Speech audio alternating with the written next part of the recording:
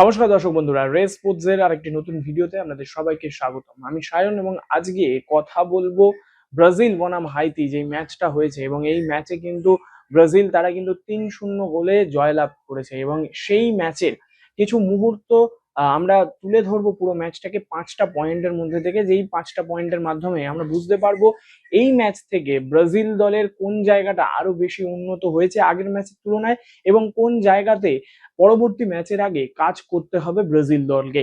এই ম্যাচের কথা বলতে গেলে প্রথমেই যেই পয়েন্টটা সবার আগে মাথায় আসবে সেটা হচ্ছে ম্যাথিউস কুনহা, তার যে প্রত্যাবর্তন। ম্যাথিউস কুনহা তিনি কিন্তু ম্যানচেস্টার ইউনাইটেডে অ্যাজ আ লেফট উইঙ্গার এবং অ্যাজ আ সেন্টার ফরওয়ার্ড খেলে থাকেন, এবং ব্রাজিল দলে কিন্তু তিনি একদম প্রথম থেকেই অ্যাজ আ সেন্টার ফরওয়ার্ড হিসেবে তিনি খেলছেন। অবশ্যই এই জায়গাটাতে Matheus Cunha as a number 9 যে রোলটা প্লে করছে, অবশ্যই ফলস 9 এর রোল প্লে করছে, কিন্তু তারপরেও ম্যাথিউস কুনহা যিনি কিন্তু খুব বেশি দিন নয় যে ব্রাজিলের জার্সিতে তিনি খেলছেন, কিন্তু তারপরেও যেভাবে নিজেকে টিমের মধ্যে তুলে ধরেছেন তা সত্যি প্রশংসনীয়, এবং সেই কারণে কিন্তু দুটো গোলও তিনি করেছেন। এবং সেখানেই কিন্তু বলে রাখা ভালো যে প্রথম গোলটার ক্ষেত্রে আপনারা যদি দেখেন, সেখানে আপনারা দেখতেই পাবেন যে ভিনিসিয়াস জুনিয়র তিনি কিন্তু শট নেন এবং সেই শটটা গোলকিপার সেভ করে, এবং সেখান থেকে সেকেন্ড বলে গিয়ে গোল করেন হচ্ছে ম্যাথিউস কুনহা। এবং এই যে পজিশনাল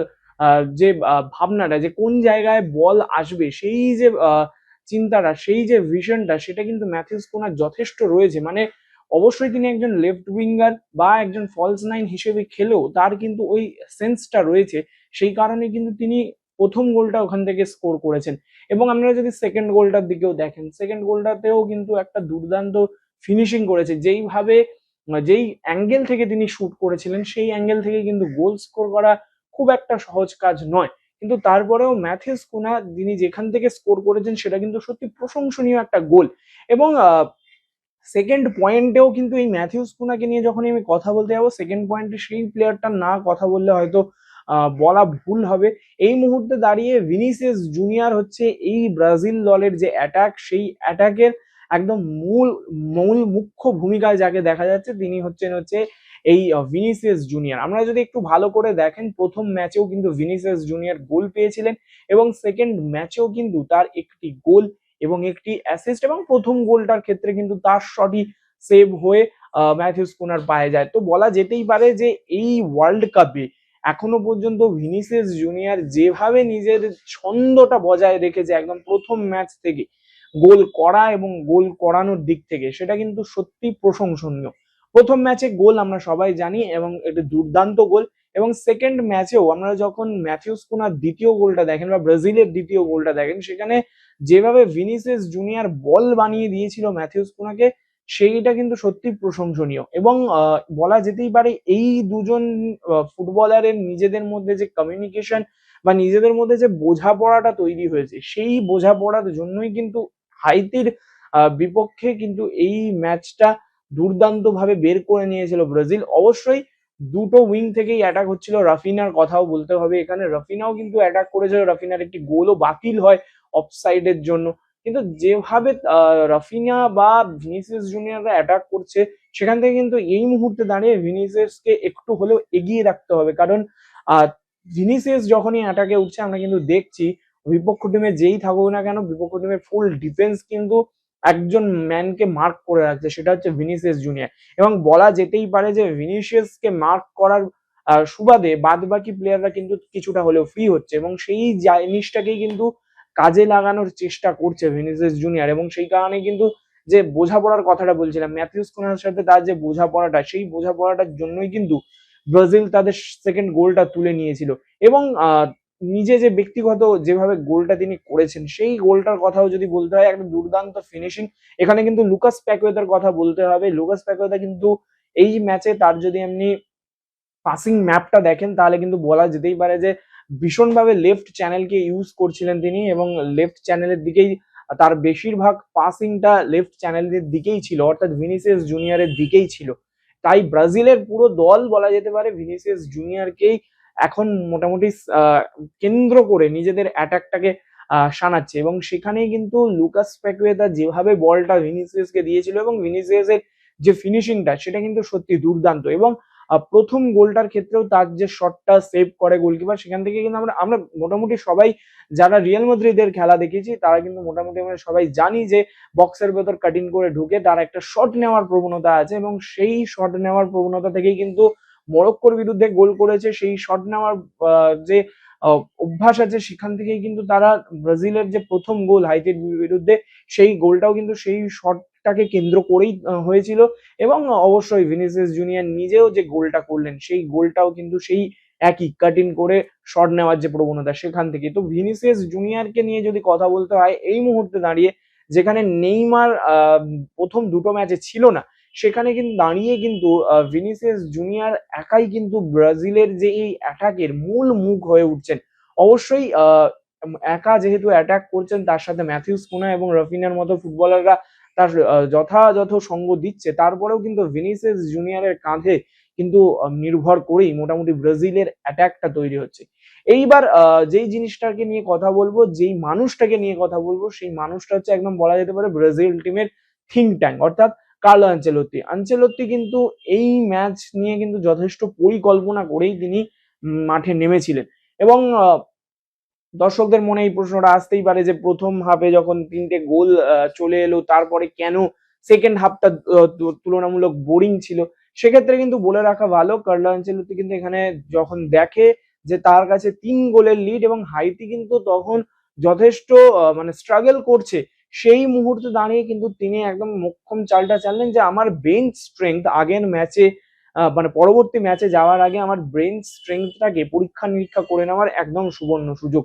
এবং ঠিক সেই কারণেই কিন্তু তিনি যে মূল ফুটবলাররা যারা স্টার্টিং ইলেভেনে চান্স পায়, সেই সমস্ত ফুটবলারের জায়গায় কিন্তু তাদের বেঞ্চ থেকে নতুন ফুটবলারকে মাঠে নামায়।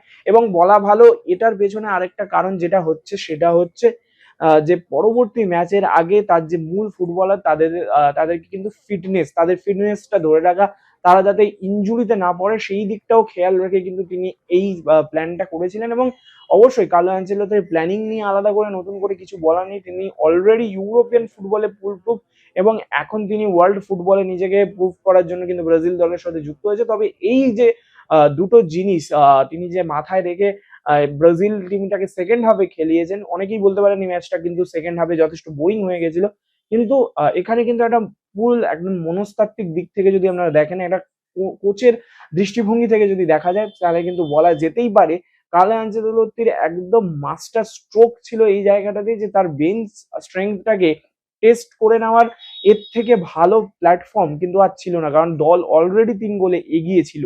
এবং তারপরেও আনচেলত্তি এই দুর্দান্ত প্ল্যানিং বলা যেতেই পারে, একটা দুর্দান্ত মাস্টার স্ট্রোকের পরেও যেই জিনিসগুলো খামতি রয়ে গেল ব্রাজিলের এই ম্যাচের পরেও, সেটা হচ্ছে কিন্তু ডিফেন্স। অবশ্যই ডিফেন্সে মার্কিউনোস গ্যাব্রিয়েলের মতো ফুটবলাররা থাকলেও ডিফেন্স নিয়ে কিন্তু কিছুটা চিন্তায় রয়েছে, কারণ হাইটি কিন্তু বেশ কয়েকবার আক্রমণ ছানিয়েছে অবশ্যই, কিন্তু যেহেতু ব্রাজিল টিমের যে ফুটবলাররা আছে ডিফেন্স লাইনে, তারা কিন্তু অবশ্যই ইউরোপের টপ ক্লাবে খেলে, একজন পিএসজি তে খেলে, একজন আর্সেনালে খেলে, অবশ্যই সেই অভিজ্ঞতার সামনে হয়তো কোথাও গিয়ে ফিকে পড়ে গেছে। কিন্তু যেইভাবে ক্যাসেমিরো থাকার সত্ত্বেও যেখান থেকে মাঝ মাঠের দখল নিয়ে হাইতি মাঝে মাঝে কাউন্টার অ্যাটাকে উঠে আসছিল, এবং বলা ভালো যেহেতু ডিফেন্স লাইনের যে ফুটবলাররা আছে তাদের অভিজ্ঞতা, যেহেতু এত ইউরোপিয়ান মঞ্চে তাদের খেলার অভিজ্ঞতা রয়েছে, সেই কারণে কোথাও গিয়ে ডিফেন্স লাইন বা সেই কারণে গোল হজম করতে হয়নি ব্রাজিলকে। কিন্তু তারপরেও যেভাবে অ্যাটাক করেছে হাইতির ফুটবলাররা, সেটা কিন্তু কোথাও গিয়ে চিন্তায় রাখবে, কারণ বড় ম্যাচে কিন্তু এই যে সুযোগগুলো হাইতি পেয়েছে কিন্তু নষ্ট করেছে, সেগুলো কিন্তু বড় টিম এর বিরুদ্ধে যখন ব্রাজিল খেলবে তখন কিন্তু এই সুযোগগুলো অন্যান্য বড় টিম তারা কিন্তু এই সুযোগগুলো মিস করবে না, তারা কিন্তু এই সুযোগগুলোকেই কাজে লাগাবে। কারণ অবশ্যই ব্রাজিল যে অ্যাটাকিং ফুটবলটা খেলছে সেটা যথেষ্ট ভালো, কিন্তু তারপরেও ডিফেন্স লাইনের এত ফাঁক ফোকর বা ডিফেন্স লাইনের যেই গ্যাপ, সেই গ্যাপটা কিন্তু কোথাও গিয়ে বড় ম্যাচে বড় টিমের বিরুদ্ধে কোথাও গিয়ে হলেও ভোগাতে পারে ব্রাজিলকে, এবং সেই দিকটা অবশ্যই কার্লো আনচেলত্তিকে ভাবতে হবে সেই জায়গাটা। এবং অবশ্যই কমিউনিকেশনের কিন্তু একটা অভাব আছে, যখন আমরা দেখছি যে গ্যাব্রিয়েল বল সাপ্লাই করছে, সেখানে কিন্তু তার যে মাঝমাঠ বা ফরওয়ার্ড লাইনের যে ফুটবলাররা আছে তাদের মধ্যে কিন্তু একটা কমিউনিকেশনের যথেষ্ট বড় গ্যাপ আছে। তো কার্লো আনচেলত্তিকে এই জিনিসটা নিয়ে ভাবতে হবে যে কোন জায়গায় কিভাবে এই গ্যাপটাকে কমানো যায়, একটা কমিউনিকেশন গ্যাপও যে হচ্ছে সেই গ্যাপটাও কিভাবে কমানো যায়, এবং অবশ্যই যে ডিফেন্স লাইনে গ্যাপগুলো তৈরি হচ্ছে, যেখান থেকে অপোনেন্ট টিম কাউন্টার অ্যাটাকে উঠে আসছে বা লং বল খেলে যে সুযোগগুলো তৈরি করতে পারছে, সেই সুযোগগুলোকে কিভাবে আটকানো যায় সেটা কিন্তু মাথায় রাখতে হবে কার্লো আনচেলত্তিকে। এবং অবশ্যই শেষ পয়েন্ট, যেই পয়েন্টটা কিন্তু আরেকটা পয়েন্ট যেখানে কিন্তু ব্রাজিলকে ভুগতে হতে পারে, সেটা অবশ্যই হচ্ছে রাফিনার চোট। আমরা দেখেছি যে ম্যাচে কিন্তু রাফিনাকে চোটের জন্য উঠে যেতে হয়। রাফিনা এমন একজন ফুটবলার যিনি কিন্তু মানে এই ব্রাজিল দল বলুন কিংবা বার্সেলোনাতে বলুন, এমন একটা ফুটবলার যিনি কিন্তু যে কোনো সময় ম্যাচের রং বদলে দিতে পারে। যে কোনো জায়গা থেকে তার একটা শট নেওয়ার প্রবণতা এবং সেটা কিন্তু গোলে ডেলিভার করার একটা প্রচন্ড রকম ক্ষমতা রয়েছে সেই ফুটবলারের। রাফিনা কিন্তু এই হাইতির বিরুদ্ধেও কিন্তু যথেষ্ট ভালো ফুটবল খেলেছিলেন, কিন্তু তারপরেও কোথাও গিয়ে যে এই যে চোট, সেটা কিন্তু কোথাও গিয়ে হলেও একটা সমস্যা তৈরি করতে পারে ব্রাজিলকে। অবশ্যই এখনো সেই চোটের যে তীব্রতা বা এই চোটের কতটা গুরুতর সেইটা সম্বন্ধে এখনো কোনো রকম রিপোর্ট আসেনি। তিনি পরের ম্যাচে অ্যাভেলেবেল থাকবেন কি থাকবেন না সেটাও এখনো কনফার্ম নয়।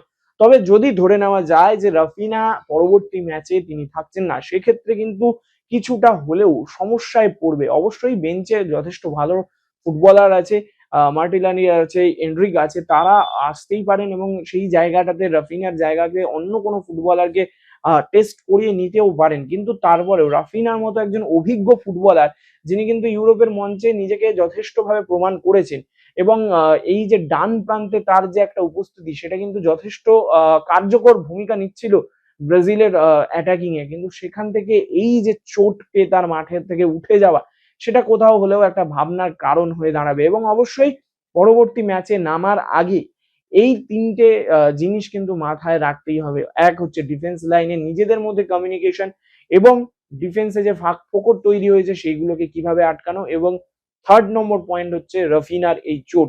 এই তিনটে পয়েন্টকে যদি ব্রাজিল কভার আপ করতে পারে, সেক্ষেত্রে কিন্তু কার্লো আনচেলত্তি যে প্ল্যানিং, কার্লো আনচেলত্তির গেম প্ল্যান বা গেম রিডিং নিয়ে আমাদের প্রশ্ন করার কোনো জায়গা নেই।